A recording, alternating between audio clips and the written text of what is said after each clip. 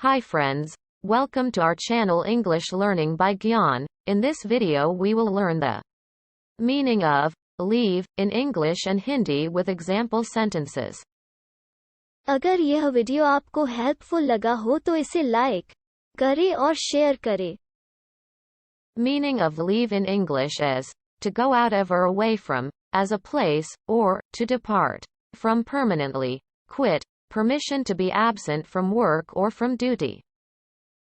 Leave का हिंदी में अर्थ होता है छोड़ना, त्यागना, चले जाना, छुट्टी अथवा अवकाश.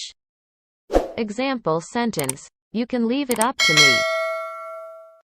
आप इसे मेरे ऊपर छोड़ सकते हैं. I want you to leave. मैं चाहता हूं कि तुम चले जाओ. He asked permission to leave the room. उसने कमरे से बाहर जाने की अनुमति मांगी.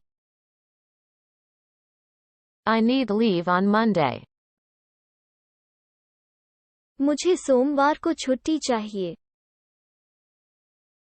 Leave your luggage in the hotel. अपना सामान होटल में छोड़ दें.